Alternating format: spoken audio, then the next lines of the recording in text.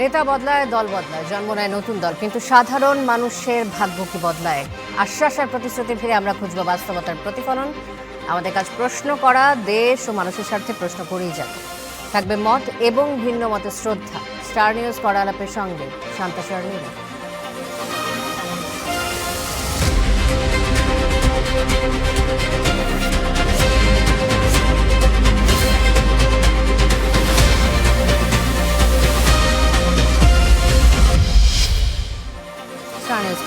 আজ আমাদের সাথে অতিথি হিসেবে স্টুডিওতে উপস্থিত রয়েছেন তিনজন সম্মানিত অতিথি। শুরুতেই তাদের সাথে পরিচয় করে দিতে চাই। আমার ঠিক বাদিকে রয়েছেন এবিএম মোশাররফ হোসেন, সংসদ সদস্য বিএনপি, প্রশিক্ষণ বিষয়ক সম্পাদক বিএনপি। আমার সাথে রয়েছেন আশরাফ কায়সার, সিনিয়র সাংবাদিক। আমার সাথে রয়েছেন মনিরা শারমিন, আহ্বায়ক জাতীয় নারী শক্তি।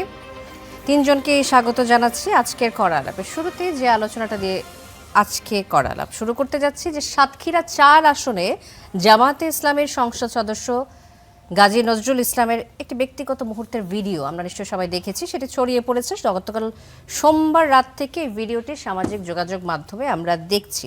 এই ছড়িয়ে পড়া ভিডিওতে এক তরুণীর সঙ্গে তাকে দেখা যায়।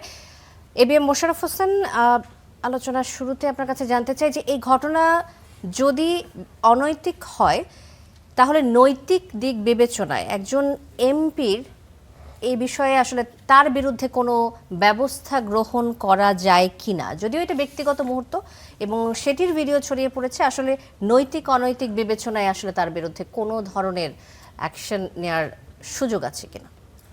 ধন্যবাদ আপনাকে, ধন্যবাদ আমার দুই সহ আলোচক এবং দর্শক। আসলে সাতক্ষীরার ঘটনাটা অনলাইন, বিশেষ করে সোশ্যাল মিডিয়া আমরা দেখতে পাচ্ছি। এখন এটা আমি মনে করি যে এটা একটা জনের একটা ব্যক্তিগত ব্যাপার। হ্যাঁ, তবে যারা পাবলিক ফিগার তাদের কিন্তু ব্যক্তিগত জীবন খুব একটা মূল্য নেই, কারণ তাদেরকে প্রতিনিয়ত জনগণের মুখোমুখি হতে হয় এবং জনগণকে কিন্তু জবাবদিহি করতে হয় তাকে। তো যার জন্য আমি মনে করি যে ঘটনাটি প্রকাশ পেয়ে কতটুকু এটার ন্যায্যতা আছে বা কতটুকু সত্য মিথ্যা, এটা হলো অন্য জিনিস। আমরা দেখতে পাচ্ছি যে উনি বলছে উনি বিয়ে করেছে, বা ওনার ওয়াইফকে দিয়েও দেখলাম, যিনি বড় ওয়াইফ, মানে আগের স্ত্রীকে দিয়েও কিন্তু বলাচ্ছে যে ওনার স্বামী বিয়ে করেছে। তো এখন এই জিনিসগুলি আসলে আমি মনে করি যে এইভাবে পাবলিকলি আসা উচিত না, আমি ব্যক্তিগতভাবে মনে করি। আর যিনি সংসদ সদস্য, ওনারও কিন্তু এই ব্যাপারে খুব সতর্ক থাকা উচিত ছিল, যে কারণ এটা সমাজে কিন্তু একটা খুব নেগেটিভ বার্তা যায়। কারণ আজকে মানুষ, আপনি দেখেন, আমরা যখন ছোট ছিলাম, আপনার নিশ্চয় মনে, আশা ভাই মনে আছে, যে একজন নায়করে কিন্তু আমরা ফলো করতাম, যে কীভাবে হাঁটে, কীভাবে চুল রাখে, কোন ড্রেস পরে, এই ধরনের আবার আছে। আবার একজন যারা আবার সমাজে খুব গ্রহণযোগ্য লোক, তার আচার আচরণ, কথাবার্তা, এগুলো কিন্তু আমরা ফলো করতাম। তো নিশ্চয়ই উনি একজন মাননীয় সংসদ সদস্য, ওনারও তো এভাবে নিশ্চয়ই ফলোয়ার আছে। তাদের কাছে কি বার্তাটা যায়, তাদের কাছে কি নিউজ যায়? সুতরাং এইটা খুব ইতিবাচক দিক বলে আমার কাছে মনে হয় না। বরং আমি মনে করি, আমি জানি না, আমার মনে হয় না সংসদের যে আইন আছে বা সংসদে কোনো নীতিমালা রয়েছে কি এই বিষয়ে, এই ব্যাপারে আমার খুব সুস্পষ্ট ধারণা নাই। তবে নিশ্চয়ই ওনাকে আমি একটা জিনিস জানি, যদি কারো বিরুদ্ধে কোনো অভিযোগ উত্থাপিত হয়, সেই ক্ষেত্রে সেই ব্যাপারে বক্তব্য দেওয়ার তার একটা অধিকার সংসদে আছে, যেটা 300 বিধিতে দেওয়া হয়। সুতরাং সেই ক্ষেত্রে যদি উনি মনে করেন, হয়তো আমার মনে হয় যে সংসদ যখন ওপেন হবে মিনিমাম 2 মাস পর, এতদিন তো এই ঘটনার রেশটা থাকবে না আমার কাছে মনে হচ্ছে। সুতরাং আমি মনে করি উনি একটা নিজের অবস্থান থেকে দাঁড়িয়ে একটা বিবৃতি দেওয়া উচিত। আচ্ছা, ধন্যবাদ। আশরাফ কায়সার, আপনার কাছে আসবো। ব্যক্তিগত জীবন নিয়ে আসলে খুব বেশি আলোচনা করার সুযোগ নেই, কিন্তু তারপরে যখন এমন পাবলিক ফিগারের ব্যক্তিগত জীবন সামনে চলে আসে, আলোচনাটা না হয়ে আর যায় না, সবাই আলোচনা করতেই পছন্দ করে। তো সেক্ষেত্রে যারা ধর্ম নিয়ে রাজনীতি করে বা ধর্মভিত্তিক রাজনৈতিক দল, যখন অন্যান্য দলের এ ধরনের কর্মকাণ্ড বা নেতাকর্মীদের অন্যান্য কর্মকাণ্ড নিয়ে অনেক বেশি সমালোচনা চলে, সেক্ষেত্রে ধর্মভিত্তিক দলের নেতাকর্মীদের বেলায় সেটি কি আলাদা হবে? একই কর্মে আলাদা দৃষ্টিভঙ্গি হওয়ার কি সুযোগ আছে কিনা?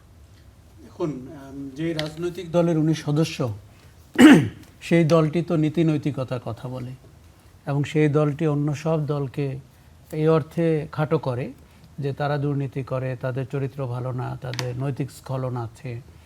নির্বাচনের ঠিক আগে আগে আমরা এই দলকে দেখলাম টাকা বিতরণ করার অবস্থায় ধরা পড়তে এই গত নির্বাচনের সময়। এবং এবার আপনি যে সাতক্ষীরার ঘটনাটি বলছেন, এখন এটি আমি কিন্তু মানি যে একজন ব্যক্তির ব্যক্তি জীবন থাকবেই, উনি কার সাথে কি করছেন, স্ত্রী কি স্ত্রী না। আর এইসব লোক ধরা পড়ার সাথে সাথে বলে যে তারা তাদের স্ত্রী, যদিও আপনি জানেন যে সাবেক আগের স্ত্রী, বড় স্ত্রী, শ্বশুর সবাইকেই হাজির করানো সম্ভব, কারণ ওনারা তো শক্তিশালী ব্যক্তি। কাজেই এটি সামনে এনে যখন বলানো হয়, দুর্বল মানুষ তারা অনেক কথা বলেন, এটি আমি যে খুব বেশি বিশ্বাস করছি তাও না। আর তবে ওনার ব্যক্তি জীবনে সীমাবদ্ধ থাকলে আজকের এই আলোচনা করারও প্রয়োজন হতো না। যেহেতু এটা একটা পাবলিক ইনফরমেশন হয়ে গেছে, পাবলিক ভিডিও হয়েছে, সামাজিক যোগাযোগ মাধ্যমের কারণে সারা দেশে ছড়িয়ে পড়েছে, আমরা কিন্তু চাই যে আমাদের রাজনীতিবিদরা, সংসদ সদস্যরা তারা সমস্ত ব্যক্তিগত অধিকার ভোগ করার পাশাপাশি তাদেরকে যে মানুষ অনুসরণ করে, তারা যে আমাদের আইন প্রণেতা, তারা যে জনপ্রতিনিধি, এই ভাবমূর্তিটুকু রক্ষা করবেন। এই ক্ষেত্রে তার নিজের অনেকখানি বক্তব্য ইতিমধ্যে এসছে, তবে আমি কিন্তু উৎসুক হচ্ছে তার দল এই ব্যাপারে কি ভূমিকা নেন, কেননা দলটির তো রাজনীতির পুঁজি হচ্ছে নৈতিকতার রাজনীতি। কাজে এই জায়গায় দলটির একটি ভূমিকা রয়েছে। আপনি যে প্রশ্নটি করছিলেন যে সংসদ সদস্য হিসেবে তার ব্যাপারে কি করা যায়, দেখুন নৈতিক স্খলনের সবসময় যে আইন থাকে তা কিন্তু না, নৈতিক স্খলনের আত্ম উপলব্ধিও করতে হয়। এবং সেই জায়গা থেকে অনেক সময় মানুষ ট্রেন অ্যাক্সিডেন্ট করলে যোগাযোগ মন্ত্রী পদত্যাগ করেন কেন? উনি তো ট্রেন চালাচ্ছিলেন না। কাজে নৈতিক দায় নিতে হয়।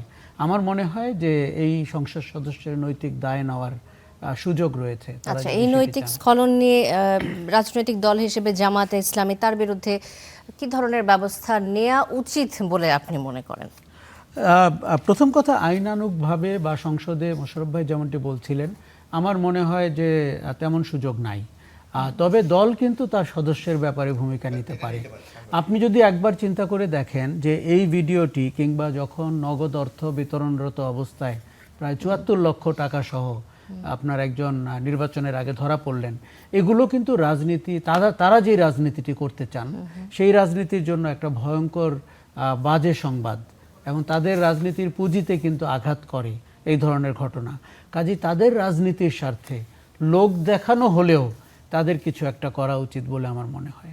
ধন্যবাদ আশরাফ কায়সার। মনিরা শারমিন, আপনার কাছে আসতে চাই যে ব্যক্তিগত গোপনীয়তা ফাঁস হওয়াকে আপনি কিভাবে দেখেন, এবং সেই সাথে যে মেয়েটির ভিডিও আমরা দেখলাম তার যে অধিকার তার সেটি ক্ষুণ্ণ হয়েছে কিনা? কারণ তার ছবি আমরা বিভিন্ন জায়গায় দেখছি, সোশ্যাল মিডিয়াতে ভেসে বেড়াচ্ছে, ব্লার হয়নি ছবিটা, এটিতে ওই নারীর অধিকার কোনোভাবে ক্ষুণ্ণ হয় কিনা সেই সম্পর্কে যদি বলেন। অবশ্যই, যারা দেখছেন তাদের শুভেচ্ছা, এবং আমার সম্মানিত সহ-আলোচক যারা উপস্থিত আছেন তাদের শুভেচ্ছা। দেখেন, এটাই আমি এই ভাইরা এই বিষয়গুলো আলোচনা করছেন, আপনি না বললেও হয়তো আমি এই বিষয়টা নিয়েই শুরু করতাম। সেটা হচ্ছে প্রথমত আমরা দেখলাম যে যিনি যে নারীটি ওনার সাথে ছিলেন তিনি কিন্তু 18 বছর বয়স বা এর কাছাকাছি আশেপাশে।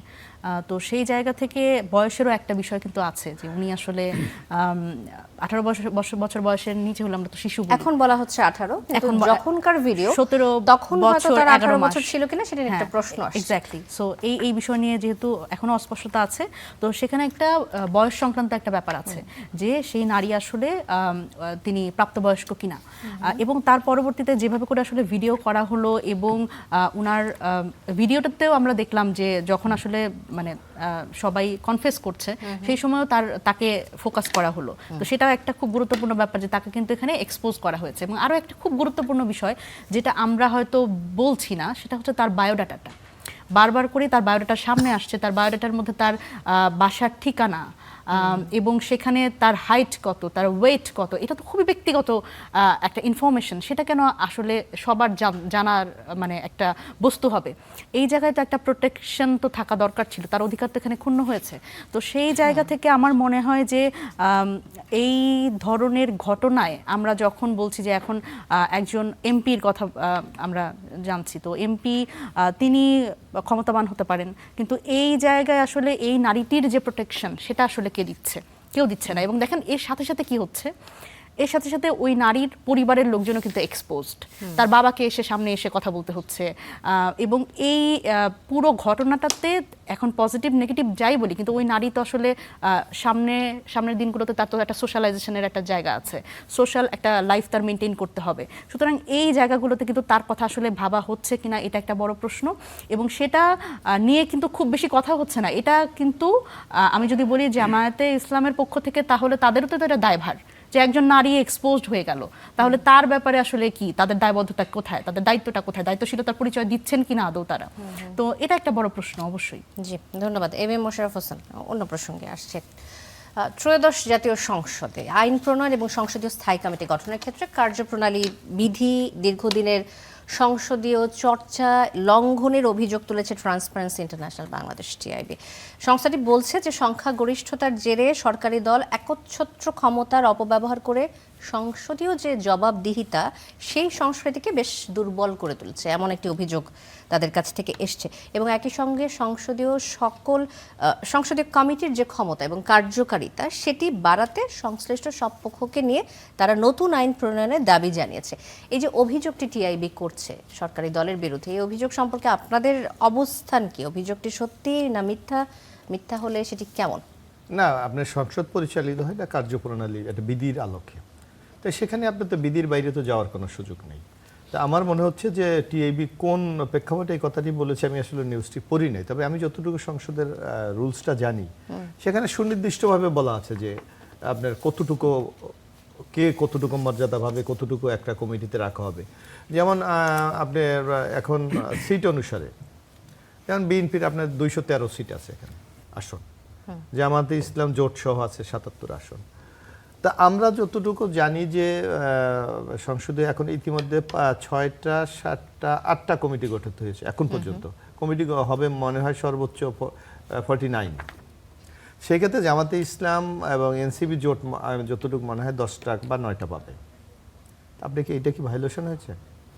একচ্ছত্র ক্ষমতার অধিকার বলছে, এখন তারা বলার চেষ্টা করছে যে আসলে এত বেশি আসন পাওয়ার পরে সরকার দলীয় লোক দুই একটা উদাহরণ, হ্যাঁ আমি একটু আপনাকে ওটা একটা উদাহরণ দিতে চাই। যেমন আমাদের এখানে এই পার্লামেন্টে দুটা মুলতবি প্রস্তাব আলোচনা হয়েছে, বিশেষ একটা হলো যে জুলাই নিয়ে আলোচনা হয়েছে, জুলাই সনদ নিয়ে আলোচনা হয়েছে, সেখানে আপনি দেখবেন নিয়ম অনুযায়ী 2 ঘন্টা আলোচনা হওয়ার কথা। আচ্ছা, আমি আপনাকে একটা উদাহরণ দিই। উদাহরণটিতে টিআইবির নির্বাহী পরিচালকের মন্তব্য আসছে ইফতেখারুজ্জামান। তিনি বলেছেন যে কার্যপ্রণালী 77 বিধি অনুযায়ী কোনো বিল সংসদে উত্থাপনের পর সেটি স্থায়ী কমিটিতে পাঠানো, বাছাই কমিটিতে পাঠানো অথবা জনমত যাচাইয়ের জন্য যে প্রচারের আহ্বান জানানোর সুযোগ রয়েছে, কিন্তু ইনভেস্টমেন্ট বাংলাদেশ আইন 2026-এর ক্ষেত্রে এসব প্রক্রিয়ার কোনোটি অনুসরণ করা হয়নি। এটি একটি উদাহরণ। এখানে আমি বলি এটা সর্বশেষ এই অধিবেশনের শেষ দিনে আইনটি পাস হয়েছে। এটা হলো যে আমরা এই বর্তমান গভর্নমেন্টের একটি মূল নীতি হলো যে আমাদের কর্মসংস্থানের সৃষ্টি করা। কর্মসংস্থান সৃষ্টি করতে আপনার জানেন এর সাথে কিছু কম্পোনেন্ট আছে, সেটা হলো আপনাকে বিনিয়োগ করতে হবে, আপনাকে আমাদের ফরেন ইনভেস্টর আনতে হবে, তারপর এখানে যে আমাদের দেশের যে একটা আমলাতান্ত্রিক জটিলতা আছে এইটাকে দূর করার জন্য কিছু ব্যবস্থা গ্রহণ করতে হবে। এখন এই আমাদের গভর্নমেন্ট অর্থাৎ বাংলাদেশ জাতীয়তাবাদী দলের যে সরকার তারেক রহমানের নেতৃত্বে আমরা সিদ্ধান্ত নিয়েছি যে অন স্টপ সার্ভিস, অর্থাৎ যারা বিদেশ থেকে ইনভেস্ট করতে চায় আগে নানা ক্ষেত্রে তাদেরকে ঝামেলা পোহাতে, দেখেন এক জায়গা থেকে ওগুলি বাস্তবায়ন হবে। এক, দ্বিতীয়ত আপনি যে কথাটি বলেছেন, এখন ইনভেস্ট যদি আমরা নিয়ে আসতে যাই, দেখেন এই সংসদটা আবার বসবে প্রায় 2 মাস 2.5 মাস পর, একটা সরকার কিন্তু 5 মাস হয়ে গেল। আপনি যদি এই যে বিদেশি বিনিয়োগের এই ক্ষেত্রটা যদি আপনি উন্মুক্ত না করতে পারেন তাহলে কিন্তু আমরা অনেকটা পিছিয়ে যাব। যার জন্য ওখানে বলা হয়েছে ওখানে 2টা না 3টা বিষয়ে আপত্তি করা হয়েছিল বিরোধী দল থেকে। সেখানে কিন্তু আমাদের পক্ষ থেকে এই কমিটমেন্ট করা হয়েছে যে আজকে আমরা প্রক্রিয়াটা শুরু করার জন্য আমরা বিলটা পাস করি, আপনারা যেই সংশোধনী প্রস্তাব দেবেন পরবর্তীতে আমরা এটা বিবেচনা করে আমরা এটাকে সংসদে নিয়ে আসবো। সুতরাং এটা ইতিবাচক একটা দিক, এইটা নিয়ে ক্ষমতা খর্ব হয়েছে এটা বলার কোনো সুযোগ নাই। বরং আমি যেটা বলতে চেয়েছিলাম যে জুলাই অধ্যাদেশ নিয়ে একটা আলোচনা হয়েছে সনদ নিয়ে, সেখানে আপনি দেখবেন নিয়ম অনুযায়ী বিএনপি 213, জামাত 77, সেই ক্ষেত্রে 1 ঘন্টার অনেক কম সময় পাওয়ার কথা বিরোধী দল, কিন্তু আপনি দেখবেন সেই আলোচনায় অপোজিশন আলোচনা করেছে 2 ঘন্টা 18 মিনিট, আমরা 213 আসন নিয়ে আমরা আলোচনা করেছি 1 ঘন্টা 1 মিনিট। তাহলে আপনাকে এটা কি বিরোধী দলকে গুরুত্ব দেওয়া হচ্ছে না, সংসদে কার্যকরী করার চেষ্টা করা হচ্ছে না? বরং আপনি দেখবেন বিশেষ যে কমিটিগুলি হয়েছে, যেমন বিদ্যুৎ সংকটের জন্য আমরা একটা কমিটি করেছি 50-50, কিন্তু অপোজিশন তো 50 পাওয়ার কথা আপনি না। বলছেন অপোজিশনকে 50% টাইম দেওয়া হয়েছে বা সেই সুযোগটি দেওয়া হয়েছে, কিন্তু এখানে আমি যে অভিযোগটির কথা বলছি সেখানে বিরোধী দলের জনমত যাচাই বাছাই কিংবা সেই কমিটিতে পাঠানোর যে প্রস্তাব এবং সংশোধনের প্রস্তাবের কোনো সুযোগ দেওয়া হয়। এখানে আমি তো বললাম দুটো বিষয় সংশোধনী এনেছিল, কিন্তু সেই দুটো বিষয় যদি আলোচনা আপনার করতে হয় তাহলে সুনির্দিষ্টভাবে এটা নোটিশ দিতে হবে যে আমি এই বিষয়ে আলোচনা করতে চাই। আচ্ছা। কিন্তু সংসদ ওই দিনই শেষ হয়ে যাচ্ছে, যদি আমরা ওই দিন বিলটা পাস করতে না পারি তাহলে আমাদেরকে আর 2.5 মাস অপেক্ষা করতে হচ্ছে। আপনাকে রিয়েলিটিতে বুঝতে হবে, আমাদের মূল টার্গেট হলো বিনিয়োগ, কারণ এই জুলাই গণ অভ্যুত্থানের সূত্রপাত হয়েছিল কিন্তু কর্মসংস্থানকে কেন্দ্র করে। 3 দিন আগে সংসদ সদস্যদের কাছে বিলের অনুলিপি সরবরাহ করা হয়েছিল, আমি আপনার জ্ঞাতার্থে জানিয়ে রাখি, কিন্তু তারপরও আসলে এটা বাস্তবসম্মত কোনো সুযোগ সৃষ্টি করা হয়নি। না, তাহলে তারা কি, আমি একটা কথা বলি, আপনি তাহলে যে ইউনূস সরকারের আমলে যে 133টি অর্ডিন্যান্স জারি করেছিল, আমরা তো বিশ্বের ইতিহাসে দিস রেকর্ড, মাত্র 6 দিনে আমরা 98টা অর্ডিন্যান্স পাস করেছি। কেন, কিভাবে পাস করেছি? আমরা প্রয়োজন মনে করেছে, উভয় সরকারি দল বিরোধী দল প্রয়োজন মনে করেছে যে এই বিলগুলি আমাদের পাস করা হচ্ছে, সেগুলো পাস করতে, সেগুলো নিয়ে তো প্রশ্ন ওঠে নেই। আচ্ছা, সেটি নিয়ে আসলে প্রশ্ন এসেছে। না, আশরাফ আসেনি। স্যার, আমি আপনার কাছে আসবো এই মুহূর্তে, যে এই যে বিষয়টা নিয়ে কথা হচ্ছে, যে অভিযোগগুলো আসছে টিআইবির কাছ থেকে, সেখানে সরকারের আরো একটু কি মানে আরো বেশি সাবধানী পদক্ষেপ নেওয়ার সুযোগ ছিল কিনা, যে এই ধরনের অভিযোগ যেন না আসে যে অনেক বেশি সংখ্যাগরিষ্ঠতার ভেড়ে তারা এই ধরনের সিদ্ধান্ত নিচ্ছে? আমি মনে করি ছিল, এবং আমি মনে করি দেখুন, সংসদের যে চেহারা এবং কাঠামো দাঁড়িয়েছে এবং বিএনপি 2/3 মেজরিটি নিয়ে সরকার গঠন করেছে, আপনাকে অতি সতর্ক হতে হবে যে এটি যেন সবসময় একপাক্ষিক না হয়ে যায়, নিয়মের ব্যত্যয় না ঘটে, এবং যেই ধরনের স্বচ্ছতা এবং জবাবদিহিতার ভেতর দিয়ে বিল পাস হওয়া, আইন করা, অর্ডিন্যান্স করা ইত্যাদি ইত্যাদি করতে হবে, এই জায়গাটিতে আপনাকে জোরালোভাবে নজর রাখতে হবে। কেননা আরও একটি কথা বলি, এই যে সংসদীয় কমিটিগুলো করা হয়েছে, এখন আমি মোশাররফ ভাইয়ের সাথে একমত যে আরও অনেক সুযোগ রয়েছে বিরোধী দলকে অ্যাকোমোডেট করার, কিন্তু বিরোধী দলকেও আগ বাড়িয়ে রাজি হতে হবে, সরকারকেও ওই যৌথভাবে সংসদীয় কমিটিগুলো করে বিরোধী দলের লোককে তার প্রধান করতে হবে। দেখুন, আমরা অতীতে শিখেছিলাম যে এগুলো সব নিজের করে ফেলতে হয় এবং নিজের দলের লোককে দিয়ে করতে হয়, এবং তার পরিণতি কিন্তু 24শে জুলাই আগস্ট। কাজে এই পথে যদি আবার আমরা হাঁটি সংসদের ভেতরে কিংবা বাইরে এবং সরকার পরিচালনায়, আমাদের পরিণতিও কিন্তু নির্ধারিত। কাজে আমরা দেখুন এখন পর্যন্ত 5 মাস হয়ে গেল, আমরা সংস্কারের কোনো সঠিক দিক নির্দেশনা এখনো পাইনি, মৌলিক সংস্কার যেগুলো হওয়া দরকার। এখন আমরা যদি শব্দ নিয়ে ব্যস্ত থাকি যে সংস্কার না সংশোধন, সেটিও কিন্তু মানুষ বিরক্তির সাথে অবলোকন করছে। কাজেই আমি মনে করি যে সংসদীয় সরকার ব্যবস্থায় সংসদ জবাবদিহিতার একটা বড় জায়গা, এবং সেখানে দলীয় সংসদ সদস্যরাও কিন্তু তাদের বিবেচনা বা বিবেক থেকে অনেক কথা বলতে পারেন। কাজেই এই সুযোগগুলো যেন আমরা চর্চা করি। আমাদের একটা অভ্যাস হয়ে গেছে যে আমরা তো একটা মৃত সংসদ দেখে অভ্যস্ত ছিলাম, তবে আমি কিন্তু মনে করি জাতীয় প্রয়োজনে আপনি অনেক কিছু করতে পারেন এবং সেটা ক্লারিফাইও করতে পারেন যে আমরা বিনিয়োগের জন্য তড়িঘড়ি করেছি, আমরা আগামী 2 মাস অপেক্ষা না করে চেয়েছি যে বিলটি পাস হোক। এই কথাগুলো বিএনপি বলতেই পারে এবং এটি যথেষ্ট যুক্তিপূর্ণ, কিন্তু এটি যেন প্রবণতা না হয়ে যায়, এটি যেন মনে না হয় যে এটা আমাদের সমস্যা হচ্ছে একটা খারাপ কিছু বা একটা ব্যত্যয় ঘটানো, ওটা একটা রেফারেন্স হয়ে যায়। কাজেই বাকি সময়গুলোতে আপনি কিভাবে সংসদ পরিচালনা করছেন, কি করে আপনার দলের ভেতরে আমি গভীরভাবে পর্যবেক্ষণ করতে চাই বিএনপি দলীয় সংসদ সদস্যরা তারা কি করে সংসদে ভূমিকা রাখছেন, বিরোধী দলের সদস্যরা তো রাখবেনই। কাজেই এই যে মানে কার্যপ্রণালী বিধি বলি, আইন কানুন বলি, সেই ক্ষেত্রে আপনাকে পার্টিসিপেটরি হতে হবে, স্বচ্ছ হতে হবে, জবাবদিহিমূলক হতে হবে। জি, ধন্যবাদ। আমি একই প্রসঙ্গে মনিরা শারমিন আপনার কাছেও আসবো, আপনার কোনো মন্তব্য রয়েছে কিনা এই বিষয়ে? এটা তো আসলে প্রত্যেকের আলোচনায় উঠেছে যে এই সংসদীয় কমিটিগুলোতে আসলে যেভাবে করে অনেক ক্ষেত্রে স্বার্থের দ্বন্দ্ব আছে, এমন যারা মন্ত্রী প্রতিমন্ত্রী তাদেরও কিন্তু রাখা হচ্ছে, এই রিপোর্টেই আছে।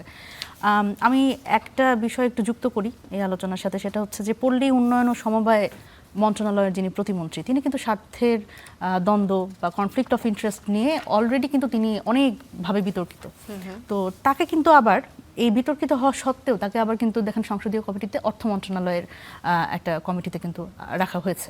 সুতরাং এই ধরনের ঘটনা যখন ঘটছে এবং সেটা যখন পাবলিক স্ফিয়ারে যাচ্ছে, আলোচনা সমালোচনার মধ্যে পড়ছে, পরবর্তীতে আসলে আমরা দেখছি না যে এই বিষয়ে কোনো আসলে পেনাল্টি বা দলের পক্ষ থেকে কোনো ব্যবস্থা বা সরকারের পক্ষ থেকে আসলে কোনো ব্যবস্থা নেওয়া হচ্ছে না।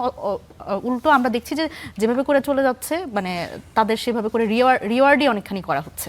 তো এই প্রবণতাটা আসলে আমরা দেখতে চাই না, অন্তত 5 আগস্টের পরবর্তী সময়। এবং অধ্যাদেশ, আমি যদি বলি যে ভাই যেরকম করে বললেন যে একদমই কোনো কিছুই আসলে ওইভাবে করে হয়নি, এটার সাথে আমি একমত না। কারণ আমি যদি বলি যে জুলাই জাতীয় সনদের কথা যেটা একবার আলোচনায় এসছে, যে সেটা যেরকম করে আসলে একপাক্ষিকভাবে আলোচনা হয়েছে, সেটা একটা ব্যাপার। এবং আরো একটা গুরুত্বপূর্ণ যেটা রিসেন্ট আমাদের একটু মনে করাই দিতে চাই, সেটা হচ্ছে যে বাংলাদেশ মেডিকেল বিশ্ববিদ্যালয় বিল এবং পাবলিক পরীক্ষা বিল, তো এই বিষয়টিও কিন্তু একইভাবে আসলে শুধুমাত্র আসলে যদি বলি সরকার দলীয় যারা আছে তাদের একপাক্ষিক এক ধরনের ভোটাভুটির মাধ্যমে কিন্তু এটা গৃহীত হয়েছে। আচ্ছা, এনসিপির আহ্বায়ক নাহিদ ইসলাম বলেছেন যে জুলাইয়ের আকাঙ্ক্ষা বাস্তবায়নে বিএনপি বাধা হয়ে দাঁড়িয়েছে। তাদের যে 31 দফা ছিল সেই দফা তারা ভুলে গেছে। নোট অফ ডিসেন্টের জুলাইয়ের সনদের কথা বলছে, নোট অফ ডিসেন্টের প্রতারণা বাদ দিয়ে গণভোটের গণরায়ের আলোকে জুলাই সনদ বাস্তবায়ন করুন, এমন কথা বলেছেন তিনি। এখন বিএনপির সংশোধন কোন কোন জায়গায় সংশোধন করা দরকার বলে আপনারা মনে করেন? নোট অফ ডিসেন্ট কি প্রতারণা আসলে, নাকি এটা তাদের সম্পূর্ণ অধিকার রয়েছে, তাদের কোন জায়গায় আপত্তি ছিল সেটা বলার মতো? আচ্ছা, এখানে আমি একটু বলি যে এই যে বিএনপি একটা এখানে চালাকি করে, এটা আমাদের আগে বুঝতে হবে। সেটা হচ্ছে তাদের চালাকিটা হচ্ছে জুলাই সনদ অক্ষরে অক্ষরে বাস্তবায়ন করব।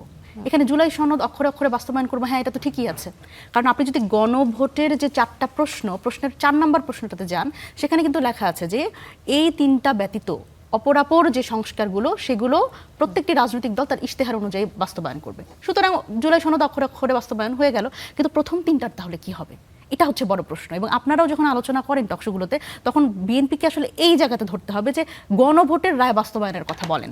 কারণ গণভোট তো এটা তো এনসিপির ম্যান্ডেট না, এটা জামাতের ম্যান্ডেট না, বিএনপির ম্যান্ডেট না, এটা তো গণরায়, জনগণের ম্যান্ডেট। 70% মানুষ কিন্তু এইটার পক্ষে ভোট দিয়েছে। এখন প্রথম যে 3টা তাদের যে জুলাই সনদের বিষয়গুলো ছিল সেগুলো অনেকটাই পরিবর্তিত হয়ে এসেছে, না, এখানে আমি বলি, দেখেন এখানে হচ্ছে যে প্রথম 3টা বিষয়ে কিন্তু আসলে অনেকেরই নোট অফ ডিসেন্ট ছিল।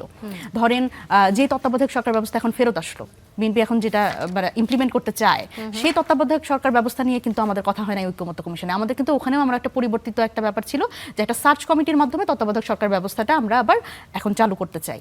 তো সেটা কিন্তু যদি গণভোটের রায় বাস্তবায়ন করেন, তাহলে কিন্তু ওই সার্চ কমিটির মাধ্যমে কিন্তু তত্ত্বাবধায়ক সরকার নিয়োগ করতে হবে। কারণ দেখেন সমস্যা হচ্ছে কি, আমাদের মধ্যে সমস্যা, রাজনীতিবিদদের মধ্যে সমস্যা। ধরেন তত্ত্বাবধায়ক সরকার ব্যবস্থাটা যদি এখন যেভাবে করে আসলে হাইকোর্টের রায় অনুযায়ী আছে, এভাবে করে থাকলে কিন্তু অসুবিধা হতো না। কিন্তু এর মধ্যে একটা বিএনপি চালাকি করছে। কিভাবে চালাকি করছে? বিচারপতির বয়স বাড়ানোর মাধ্যমে তত্ত্বাবধায়ক সরকারের প্রধান কে হবে, এটা একবার চালাকি করে সেভাবে করে বসানোর চেষ্টা করা হয়েছে। সুতরাং এই যে আমরা তো আসলে বাঙালি, যাদের আমাদের চিকন বুদ্ধি দিয়ে আমরা খেলার চেষ্টা করি এবং কিভাবে জনগণকে ঠকানো যায়, এই একটা খেলার মধ্যে আমরা থাকি এবং আমরা ভাবি জনগণ কিছু বোঝে না।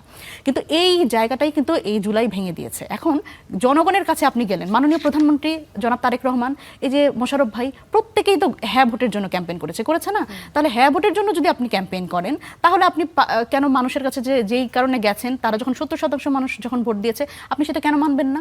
এখন দেখেন এই সাংবিধানিক প্রতিষ্ঠানগুলো যদি দলীয়করণ না হয়, এটা যদি একটা নিয়োগ কমিটির মাধ্যমে, স্বতন্ত্র নিয়োগ কমিটির মাধ্যমে যদি দুদকের চেয়ারম্যানটা, মানবাধিকার কমিশনের চেয়ারম্যানটা এবং পিএসসির চেয়ারম্যানটা নিয়োগ হয়, সেটাতে কি জামাতের সুবিধা, বিএনপি সুবিধা নাকি এনসিপি সুবিধা? সবচেয়ে বেশি সুবিধা হচ্ছে জনগণের। সুতরাং আপনি যখন পাবলিকের কাছে যাচ্ছেন, পাবলিক ম্যান্ডেট নিচ্ছেন, আপনি আবার বলতেছেন যে না, পাবলিক তো আমাকে 51% ভোট দিয়েছে।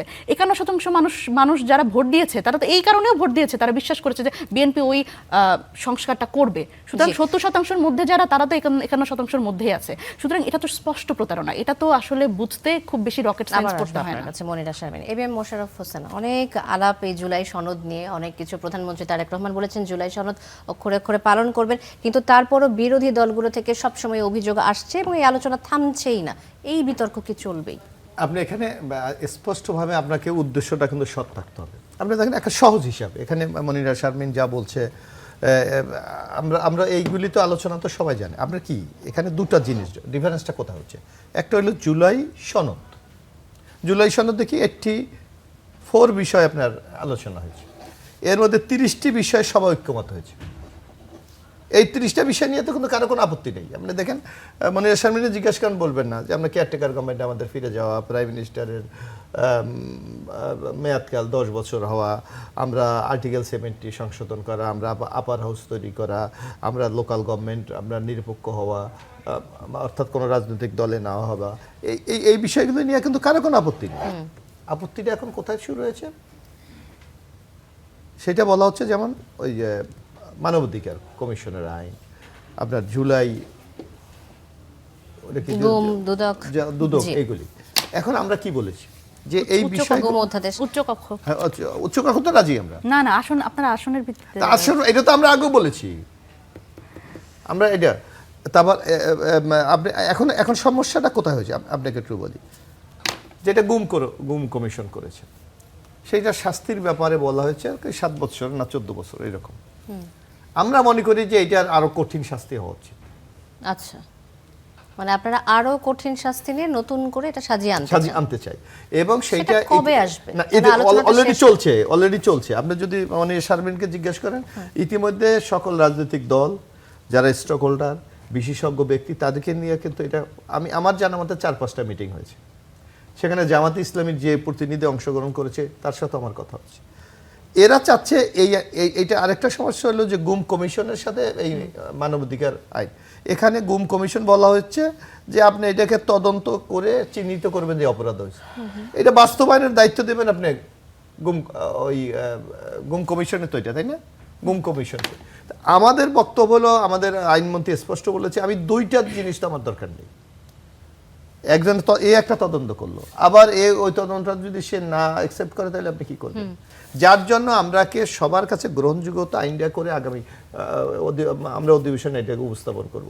সেক্ষেত্রে এরাও ইনসিপিও মতামত দিতে পারবে, জামাত ইসলামও দিতে পারবে, এই যে আশরাফ কায়সার ভাই সাংবাদিক সেও দিতে পারবে।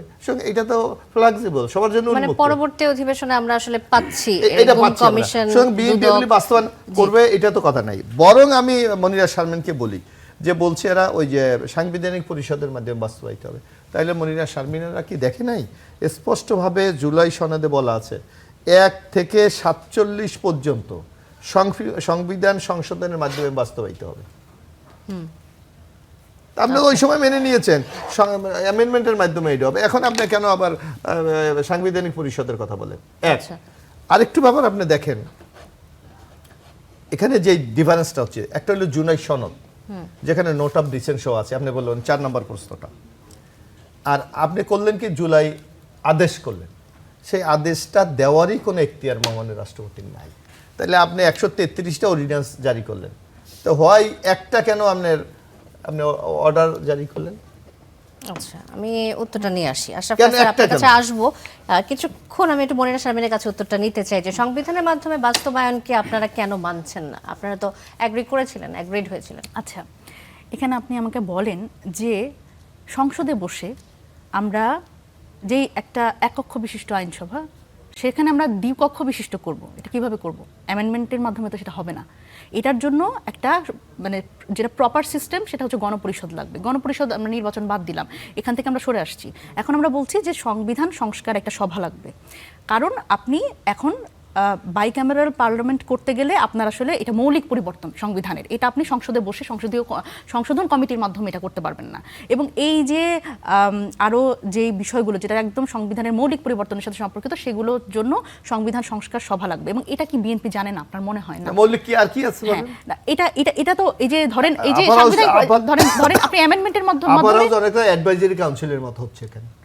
হ্যাঁ, এটা না কিন্তু না না সেটা তো মূল দ্বিকক্ষ বিষয় সংবিধানকে টাচ করবে না। না, এই যে সংবিধানটাকে যে সবচেয়ে বড় সমস্যা হচ্ছে বিএনপির এই সংবিধানটাকে অক্ষুণ্ণ রেখে তারা হচ্ছে এই সংশোধনের দিকে যেতে চায়। কিন্তু দেখেন বিএনপি এই দলটাই তো এই সংশোধনীর যেই মানে ফাঁদে পড়েছে বহু বছর ধরে, তারা ক্ষমতার বাইরে ছিল এই সংশোধনের কারণেই না। কারণ যখন তারা এই সংশোধন করে সংশোধনটা মেনে নিয়ে যখন সেটা তত্ত্বাবধায়ক ব্যবস্থা একবার যখন আনা হয়েছে এবং পরবর্তীতে আবার সেটা বাতিল করে তাদেরই কিন্তু ক্ষমতা থেকে 15 বছর কিন্তু বাইরে ছিল। সুতরাং এই সংশোধনীর চক্করে তারা আবার ফেলতে চাচ্ছে। এবং আপনাকে আরেকটা খুব গুরুত্বপূর্ণ জিনিস বলি, মানে একজন রাজনীতিবিদ, মানে বাংলাদেশের মানুষ আসলে রাজনীতিবিদদের বিশ্বাস করে না কেন বলেন তো? তারা সকালে এক কথা বলে আর বিকালে আরেক কথা বলে। দেখেন এই যে তারা এখন বলে গণভোট অবৈধ, তারপরে জুলাই সনদ বাস্তবায়ন আদেশ রাষ্ট্রপতি দিল কিভাবে? দিতে পারে না। এটা হঠাৎ করে নির্বাচনের পরে তাদের মনে হয়েছে, আগে মনে ছিল না। ওই সময় বিএনপি প্রেস, আমি বলি আমি যেই দিন BNP অর্ডার দিল প্রেস পরের দিন কনফারেন্সে যদি আপনি দেখেন সাংবাদিক সম্মেলনে মির্জা হ্যাঁ, ফখরুল ইসলাম হ্যাঁ। স্পষ্ট ভাষায় বলেছে আমি যে সেটার কথাই এটা বলছি। বিএনপির সাথে প্রতারণা করা হ্যাঁ, হয়েছে। না না, Just আমি প্রতারণা আপনাকে শব্দটা ব্যবহার একেবারে ডেট সহ মির্জা হ্যাঁ, ফখরুল বলেন। ইসলাম আলমগীর উনি বসেছিলেন আচ্ছা। এবং তার পাশে হচ্ছে নজরুল ইসলাম এবং তার পাশে জনাব সালাউদ্দিন আহমেদ বসে একটা প্রেস কনফারেন্স করেছে। সেখানে বলা হচ্ছে যে জুলাই সনদ বাস্তবায়ন আদেশ এটা প্রধান উপদেষ্টা দিতে পারে না, এটা রাষ্ট্রপতিকেই দিতে হবে। এটা আমি যদি একদম ডেট হিসেবে বলি তাহলে হচ্ছে আপনারা দেখে নিন 13 অক্টোবর এটা এই প্রেস কনফারেন্সটা বিএনপি স্থায়ী কমিটির সদস্যরা মিলে করেছে। সুতরাং এই জায়গায় এখন তারা আবার হঠাৎ করে এই বিষয় নিয়ে প্রশ্ন তুলছে। আবার দেখেন জনাব সালাউদ্দিন আহমেদ মাননীয় স্বরাষ্ট্রমন্ত্রী, তিনি 9 অক্টোবর ঐকমত্য কমিশনে বসে একটা রেকর্ড আছে, আপনারা দেখে নিতে পারেন। সেখানে উনি বলছেন যে এই গণভোটটা আসলে হচ্ছে সংবিধানের মধ্যে নাই, কিন্তু সংবিধানের বাইরে থেকে আমরা গণভোট এটা করতে পারবো এবং পরবর্তী সংসদ এই গণভোট মানতে বাধ্য থাকবে এই কারণে যে পাবলিক ম্যান্ডেটের উপর কিছু নাই, জনগণের অভিপ্রায়, জনগণের রায় সর্বোচ্চ। এবং সেই মানুষটাই আবার সংসদে দাঁড়িয়ে এখন বলছেন কি যে গণভোট অবৈধ। সুতরাং এই যে একটা চালাকির রাজনীতি, এই যে কথা হঠাৎ করে পরিবর্তন করে ফেলার রাজনীতি, এটাই আসলে মানুষ আসলে বিশ্বাস করতে চায় না। স্যার আপনার কাছে আসতে চাই, এই যে চালাকির রাজনীতির অভিযোগ দেয়া হয় বিএনপির বিরুদ্ধে, বিএনপিও একমত হয় না, আমরা আসলে একমত কি হতে পারি না কোনো বিষয়ে, নাকি 30টি বিষয়ে যে একমত হয়েছে ওইটি নিয়ে সন্তুষ্ট থাকতে চাই? না, আমি ব্যক্তিগতভাবে ওইটা নিয়ে সন্তুষ্ট থাকতে চাই না। কেননা আমাদের আরও অনেক কিছু পাওয়ার অভিপ্রায় তৈরি হয়েছে এবং যারা জীবন দিয়েছে, যারা শেখ হাসিনাকে তাড়িয়ে দেওয়ার ক্ষেত্রে ভূমিকা রেখেছিল, তাদের মনে হয়েছে যে রাজনীতির গুণগত পরিবর্তন দরকার এবং সাংবিধানিক প্রতিষ্ঠানগুলোর নিয়োগ প্রক্রিয়া স্বচ্ছ হওয়া দরকার। দেখুন, আমাদের অতীতে দীর্ঘদিনের তিক্ত অভিজ্ঞতা আছে। কেউ বিচারপতির বয়স বাড়িয়েছে, কেউ আদালত থেকে রায় নিয়ে এসছে, তত্ত্বাবধায়ক ব্যবস্থা বাতিল করেছে। আখেরে কিন্তু কারো লাভ হয়নি। যারা বিচারপতির বয়স বাড়িয়েছিল তারাও বিপদে পড়েছে, যারা এইসব করেছে। কাজেই এইসব কারসাজি করে রাজনীতিটি করা ঠিক হবে না। আপনাকে তত্ত্বাবধায়ক ব্যবস্থা আপনি যে ফিরিয়ে আনতে চাচ্ছেন, নিয়োগ প্রক্রিয়া নিয়ে আপনার স্বচ্ছ হতে অসুবিধা কোথায়? আমরা আগের থেকে জেনে রাখবো। তখন কি হবে? তখন আর আপনি শেষ মুহূর্তে কিছু কৌশলের রাজনীতিতে যেতে পারবেন না। এই জায়গাগুলো যদি ফিক্স না হয় তাহলে বারবার মানুষকে আন্দোলন করে, রক্ত দিয়ে, সংগ্রাম করে রাষ্ট্রকে বা রাজনীতিকে ঠিক জায়গায় রাখতে হবে। আচ্ছা, এবার আসি সাংবিধানিক প্রতিষ্ঠানগুলোতে। এই যে নির্বাচন কমিশন, দুর্নীতি দমন কমিশন, মানবাধিকার কমিশন, এগুলো কেন আপনি আপনার হাতের মুঠোয় রেখে দিবেন? এগুলো তো আপনাকে আপনার উপরে নজরদারি করার জন্য রাখা হয়েছে। এবং অতীতে আমি বলি আপনাকে, আমি একটা উদাহরণ আপনাকে দিই, শোনেন। অতীতে নেশা ছিল আমার হাতে কত ক্ষমতা তাহলেই আমি সরকার। অতিরিক্ত ক্ষমতা নিয়ে সরকারগুলো যখন বিপর্যস্ত হয়, সেখান থেকে আপনি কি শিখলেন? যে আপনার হাতে কম ক্ষমতা রাখবেন যাতে করে আপনি বিকেন্দ্রীকরণ করতে পারেন ক্ষমতার। আচ্ছা, এবার মানবাধিকার কমিশন সম্পর্কে আপনাকে বলি। কি সংশোধনী আনা হয়েছে জানেন? শোনেন, 2 বছর পরে এই প্রথম একটি গুমের অভিযোগ উঠছে বাংলাদেশে। আপনি জানেন, অ্যামনেস্টি ইন্টারন্যাশনাল পর্যন্ত তার বিবৃতি দিয়েছে। কারা করেছে? কোস্টগার্ড। এবং কোস্টগার্ড ওই লোককে নিয়ে গেছে, লোকের সাথে লোক তার কোস্টগার্ডের অফিসে গেছে। এখন কোস্টগার্ড বলছে সেই অফিসে কোনোদিন আসে নাই, তার মোটরসাইকেলটি আবার ফেরত দিয়ে গেছে। সেই পুরনো গল্প। আমরা যে ওই যে ক্রস ফায়ারের গল্প শুনতাম, আয়নাঘর, গুম, খুন, এটি কি লজ্জার না? যেই শেখ হাসিনা দেশ থেকে বিতাড়িত হলো সেই ঘটনা আপনার ঘটেছে। আচ্ছা, এবার বলি এই অর্ডিন্যান্স বা আইনে কি পরিবর্তন আনা হচ্ছে। দেখুন, বাংলাদেশের যত বিচার বহির্ভূত অপরাধ আছে সব করে আইন শৃঙ্খলা বাহিনী। এটি আমার বিএনপির বন্ধুরা, এনসিপি, জামাত নিশ্চয়ই কেউ অস্বীকার করবে না। ডিজিএফআই, র্যাব, পুলিশ, কোস্টগার্ড এরাই তো। এইখানে বলা হয়েছে আপনি আইন শৃঙ্খলা বাহিনীর ব্যাপারে কোনো তদন্তে যেতে পারবেন না। তাহলে আপনি মানবাধিকারের ব্যাপারে তদন্তটি কাকে করবেন? বাদামওয়ালাকে, পাশের চা বিক্রেতাকে, কাকে নিয়ে করবেন? আচ্ছা, প্রশাসনের লোককে রক্ষা করা কি বিএনপির কাজ? এই প্রশাসন কি বিএনপির চিরজীবনের বন্ধু? এই প্রশাসনের লোক, আইন শৃঙ্খলা বাহিনীর লোক, যাদের হাতে বাংলাদেশে ক্ষমতা আছে, তারাই তো ক্ষমতার অপব্যবহার করেন। অতএব সহজ সূত্রটি হচ্ছে আপনি এমন করে মানবাধিকার কমিশনের ব্যাপারটি করবেন যাতে করে যার হাতে ক্ষমতা আছে তাকে যেন জবাবদিহিতার আওতায় আনা যায়। এখন যদি আপনি বলেন আইন শৃঙ্খলা বাহিনীর কাউকে আপনি আওতায় আনতে পারবেন না, তদন্ত করতে পারবেন না, অভিযোগ করতে পারবেন না, কি দাঁড়ালো? আমরা ঠিক 30 বছর আগে যেই জায়গায় ছিলাম মানবাধিকারের বিষয়ে ঠিক ওই জায়গায় যাচ্ছি। এই যে কোস্টগার্ডের বিষয়টি আপনি খেয়াল করে দেখবেন, এখন পর্যন্ত মিডিয়াতেও ভালো করে আসেনি, রাগঢাক করা হচ্ছে, এটা গুম কি গুম না, এগুলো কি রাষ্ট্রকে মানায়? আমরা এইসব পথ পেরিয়ে এসছি না? কোস্টগার্ডের কি কোনো দায়িত্ব আছে একজন লোককে বাসা থেকে তুলে নিয়ে তার দপ্তরে নিয়ে যাওয়ার? ক্ষমতায় গেলেই এই যে সরকারের বিরুদ্ধে এই ধরনের অভিযোগ আসে যে প্রশাসনকে সামলানো বা প্রশাসনকে প্রোটেক্ট করার জন্য তারা যে আইনগুলো বানায়, এর কারণটা কি মনে হয় আপনার? যে সরকার যায় সেই সরকারই একই কাজ করে। শোনেন, এর কারণটা হচ্ছে আমরা যখন যারা সরকারে যাই, আমি মনে করি এটা আমার চিরস্থায়ী বন্দোবস্ত। আমি কোনোদিন এই চেয়ার থেকে আর সরব না। অতএব যদি কেউ আমাকে সরাতে চায় তাকে সন্দেহ করব। সে যদি জনগণের ভোট দিয়েও আসে তাইলেও মনে রাখতে হবে এটাকে ষড়যন্ত্র বলতে হবে। এটা আমাদের একটা রোগের মতো, এক ব্যাপক রোগ। আরেকটা জিনিস হচ্ছে যে এই যে অ্যাডমিনিস্ট্রেশন, সব মানে বেসামরিক অ্যাডমিনিস্ট্রেশন তো বটেই, তারা আপনাকে কুবুদ্ধিগুলো দেয়, কারণ তারা তো স্বৈরাচারী, ফ্যাসিবাদী, সামরিক, আধা সামরিক সব ধরনের সরকার দেখে এসছে। আর তার মধ্যে রাজনীতিবিদরা এবং রাজনৈতিক প্রতিষ্ঠানগুলো চিরায়তভাবেই বাংলাদেশে দুর্বল। তাদের আবার সাতক্ষীরার রোগ আছে, তাদের আবার দুর্নীতি করার রোগ আছে, তাদের আবার চরে জমি লাগে, তাদের ঘরে আবার বিভিন্ন জায়গার থেকে জিনিস আসতে হয়। সব প্রশাসনের লোক বুঝে যায় আপনি কি ম্যাটেরিয়াল, অতএব আপনাকে সেভাবে ডিল করতে হবে। তারা প্রথম 3 দিনের মধ্যে আপনার ঘাড়ে উঠে বসে। আপনি থানা, পুলিশ, ওসি, ডিসি দিয়ে দেশটা, আপনি ভোটের জন্য মানুষের কাছে যান, ভোটের পরদিন থেকে তাকে অবজ্ঞা করতে শুরু করেন। এটা হচ্ছে এই রাজনীতির একটি বড় প্রবণতা। কেন? কারণ তারা তো আর 3 লক্ষ লোক কোনোদিন এক হয় না। সে তো একটা ইন্ডিভিজুয়াল, তাকে কোস্টগার্ড দিয়ে ধরে আনলেও আপনি রটু শব্দ করেন না, আপনি জনপ্রতিনিধি। কাজেই আমার মনে হয় এই রোগ থেকেই তো আমরা বাংলাদেশকে মুক্ত করতে চাই। দেখুন, এখন বিএনপি ক্ষমতায় বলে মনে হচ্ছে, বিএনপি সম্পর্কে বলছি, অ্যাবসলিউটলি না। জামাত বা এনসিপি যদি পাওয়ারে যেত, তারাও এই রোগ থেকে মুক্ত হতো কিনা আই ডাউট। কেননা ক্ষমতায় গেলে তাদের মধ্যে যে রোগগুলো দেখা যায়, ওটি আবার অপোজিশনে আসলে থাকে না। কিন্তু অপোজিশনে আসলে সে তখন মানবাধিকারের বন্ধু হয়, সে সবার গণতন্ত্রের বন্ধু হয়। আরেকটা কথা আপনাকে শুধু একটু বলি, হুইসেল ব্লোয়ারকে সন্দেহ করা বন্ধ করতে হবে। টিআইবিকে সব সময় সরকার সন্দেহ করে। ভাই, টিআইবির কথা আপনি মনোযোগ দিয়ে শোনেন না কেন? টিআইবি মানে আপনাকে অপছন্দ করছে এটি ভাবার কোনো কারণ নেই। এমনকি ব্যক্তিগত মানে ব্যক্তি হুইসেল ব্লোয়ারকেও আপনি, আপনার যদি লাঞ্চ ডিনার খাওয়াতে হয়, ওই স্থাপকদের বা দাসদের ডেকে না, হুইসেল ব্লোয়ারকে ডেকে খাওয়ান না কেন? এই রাজনীতিও তো আমরা চাই। কাজেই আমাদের এখানে সমালোচনা করলেই মনে করা হয় এই লোকটার একটা মতলব আছে। উল্টো তো, মতলবটা হচ্ছে যারা যতটুকু ক্ষমতা ধারণ করে তার ভেতরে মতলবটি দানা বেঁধে ওঠে এবং সেটি অপরাজনীতি করে বিরোধী দল ক্ষমতায় যেতে চায়। আর সরকার চায় যত, দেখুন বিএনপির একটা সংকট আমি জানি, এটি সালাউদ্দিন আহমদ প্রায়শই বলে ফেলেছিলেন যে সরকার চালাতে হলে তার যথেষ্ট শক্তি লাগবে, ক্ষমতা লাগবে, কেউ তার থেকে ক্ষমতা কেড়ে নিচ্ছে না। কিন্তু আপনি তো জনগণের কাছে একটা প্রতিশ্রুতিবদ্ধ আছেন, সেটি আপনার 31 দফাতে আছেন, ম্যানিফেস্টোতে আছেন, জুলাই সনদে আছেন। বিএনপির ঐতিহাসিক সুযোগ তৈরি হয়েছে। 17 বছর যেরকম বিএনপি নিশ্চিহ্ন হয়ে গেছিল, নিষ্ঠুরতার আবর্তে পড়েছিল, বিএনপি সেরকম সংস্কার বা পরিবর্তনকামী একটি দল এবং তারেক রহমান ওরকম একটি পরিবর্তনের নেতা, এরকম একটি জায়গা বিএনপি পেয়েছে। ব্যবহার করবে কি করবে না তাদের উপরে। আবার আসবো আপনার কাছে আশরাফ কায়সার। এবিএম মোশাররফ হোসেন, আপনার কাছে আসতে চাই। ভারতের ককরোচ জনতা পার্টি অনলাইনে কৌতুক হিসেবে যার সূচনা ঘটেছিল এবং তারপরে ভারতের লাখ লাখ ক্ষুব্ধ তরুণ তরুণী যে প্রতিচ্ছবি আমরা দেখছি, এই যে তরুণদের ওপর ভর করে অল্প সময়ে নরেন্দ্র মোদীর এই শক্তিশালী ডানপন্থী সরকারের জন্য সবচেয়ে বড় চ্যালেঞ্জ হিসেবে দেখা যাচ্ছে। দক্ষিণ এশিয়া তরুণদের জাগরণ দেখেছে, বেশ কয়েকটি উদাহরণ আমরা ইতিমধ্যেই পেয়ে গেছি।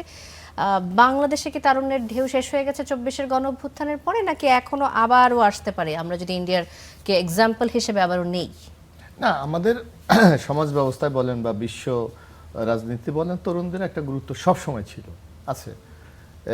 আমরা যদি সেই হয়তো চীন দমন করেছে ওই কি স্কোয়ার, এটা তিয়েনানমেন স্কোয়ারে, কিন্তু হয়তো ওরা দমন করেছে, তারা কমিউনিস্ট পার্টি দল ছিল বলে, কিন্তু আপনি অন্য সব জায়গায় দেখেন এর একটা গুরুত্ব আছে। এখন আপনাকে দেখতে হবে, এই যেমন আশরাফ কাসার ভাই কিছু কিছু কথা বলে, আপনি দেখবেন এই পরিবর্তনের সূচনা কিন্তু বিএনপি করেছে।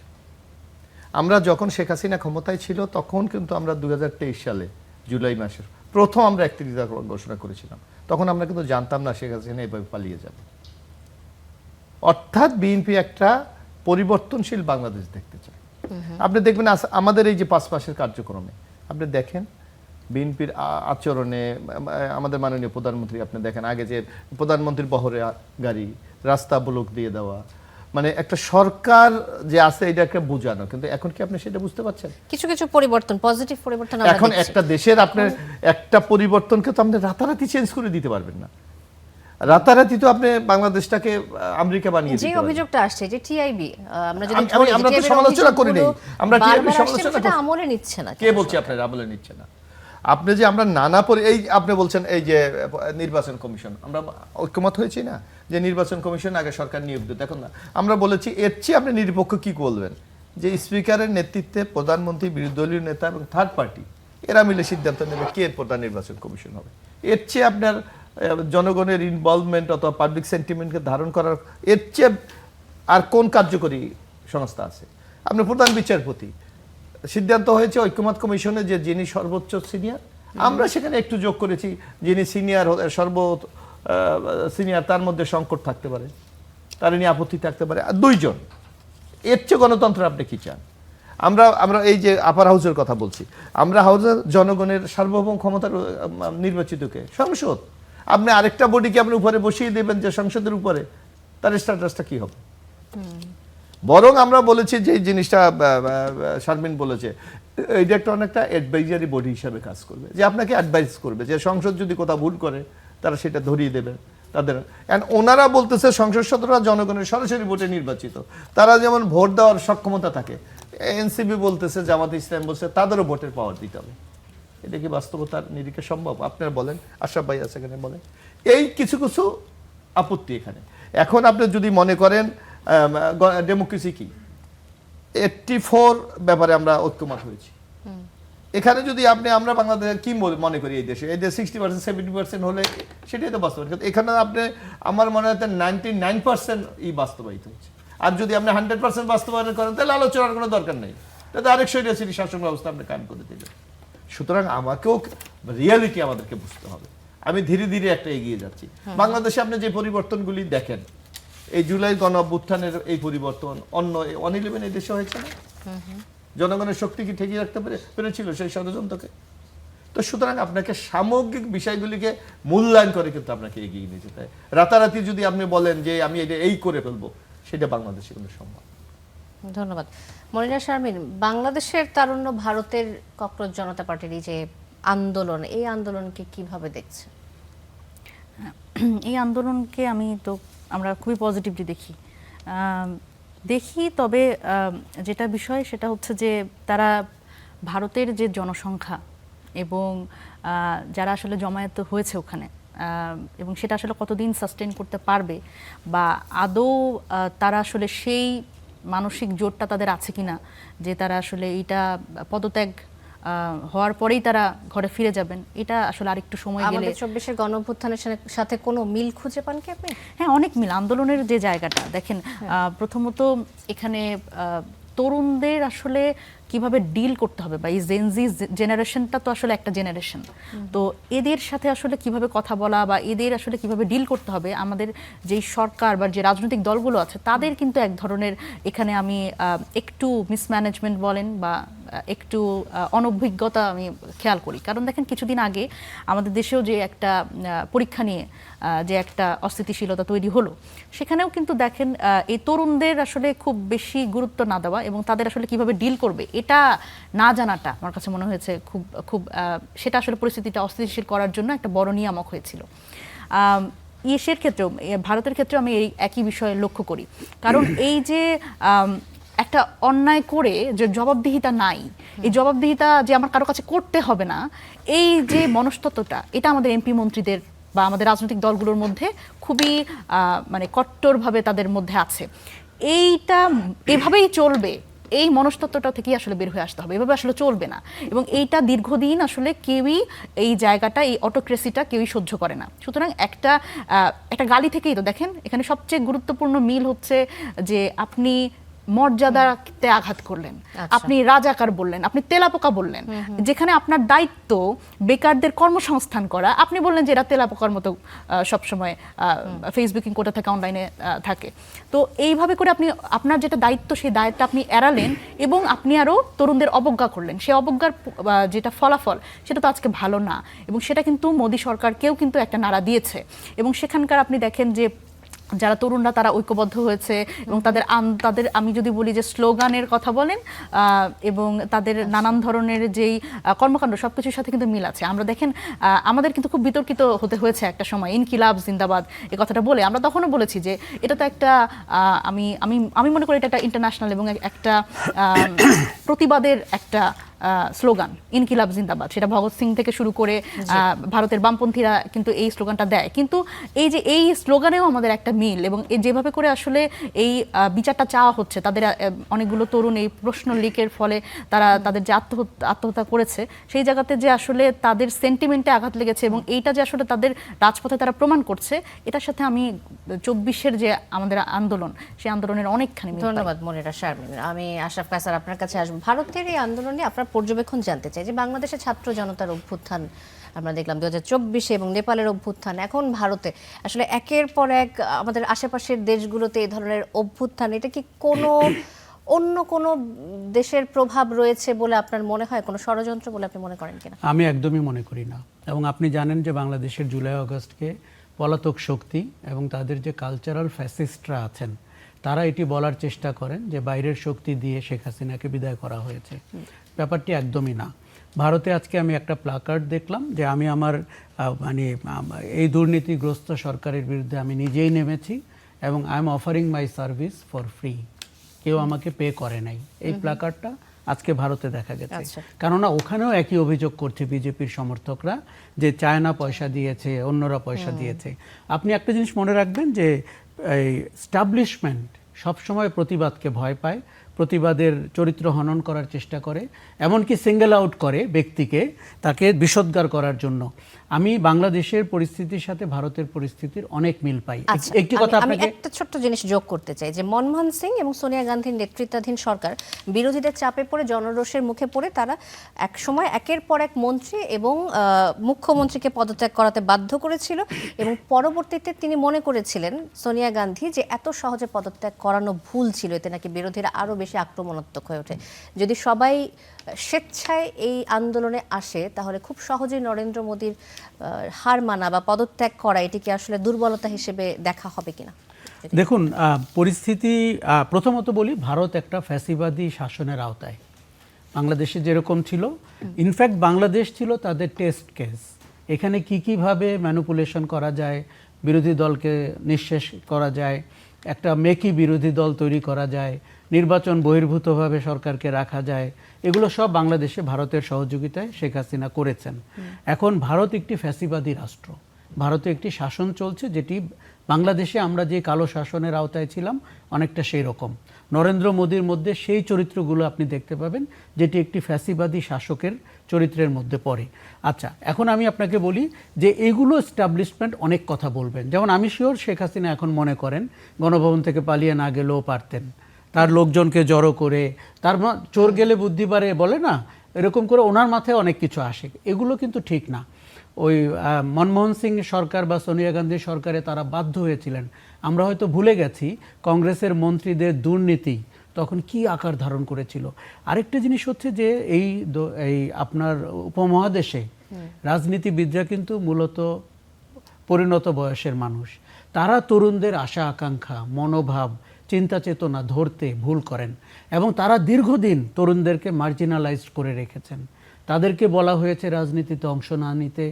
বাংলাদেশে গত 15 বছরের প্রোপাগান্ডার মূল কথাই ছিল মত প্রকাশ না করা, রাজনীতিতে অংশ না নেওয়া, তারা যেন বিনিয়োগ নিয়ে ব্যস্ত থাকে, তারা যেন স্টার্ট আপ করে, তারা যেন লেটস টক বলে একটি সাজানো অনুষ্ঠানে নেত্রী বা নেত্রীর ছেলেকে প্রশংসামূলক প্রশ্ন করে। এগুলো সব মেকি। কাজে আসল তরুণদের চাওয়া পাওয়া, কর্মসংস্থান, অনিশ্চিত ভবিষ্যৎ, এগুলো নিয়ে তাদের কোনো চিন্তা নাই। তারা চিন্তা করে ক্ষমতায় গিয়ে কি করে টিকে থাকা যায়, কি করে নিজেদের দলের লোকের দুর্নীতিকে ঢেকে রাখা যায়। তরুণরা চায় এগুলো পরিচ্ছন্ন জায়গায় চলে যাক, দেখাশোনা হয়ে যাক। ভারতের মোদী সরকার এই প্রথম চাপের মুখে পড়েছেন। আরও একটা জিনিস খেয়াল করবেন, এই ধরনের শাসনে অপোজিশনের যে রাজনৈতিক আন্দোলন সেটি খুব একটা বেগবান হতে পারে না, কেননা তারা স্টাবলিশমেন্টকে দিয়ে রাজনৈতিক দলগুলোকে নিয়ন্ত্রণ করেন, আন্দোলনগুলো নিয়ন্ত্রণ করেন। তারা বেকায়দায় পড়ে যান যখন সামাজিক আন্দোলন হয়, তারা আরও বেকায়দায় পড়ে যান যখন তরুণরা একটি ছোট বিষয়কে বড় করে সামনে নিয়ে আসেন। এই যে বাংলাদেশে রাজাকার বলা হতো, ভদ্রমহিলা 12 সাল থেকে রাজাকার বলছেন। আমরা যারা টকশোতে প্রতিবাদ করতাম আমরা রাজাকার, বিএনপি, জামাত কি না, তরুণরা কিন্তু এই অপমান মেনে নিতে পারেনি, তারা রাস্তায় নেমে এসেছে। ভারতে আমার মনে হচ্ছে যে একটা পরিবর্তনের সুর দেখতে পাচ্ছি। আমি ভারতের আজকের পরিস্থিতিকে 18 সালের বাংলাদেশ মনে করি। 24-এর পরিণতির দিকে না গেলেও এবার কোনো একদিন 24-এর দিকে যাবে এবং ভারতের জন্য খুব ভালো হবে এরকম একটি ফ্যাসিবাদী শাসনের পতনের পরে একটি নতুন ভারতের জন্ম হবে। ধন্যবাদ আশরাফ কায়সার, ধন্যবাদ এবিএম মোশাররফ হোসেন এবং ধন্যবাদ মনিরা শারমিন কড়া আলাপে আসার জন্য। দর্শক, শেষ করছি কড়া আলাপ। অনেক ধন্যবাদ এতক্ষণ সাথে থাকার জন্য।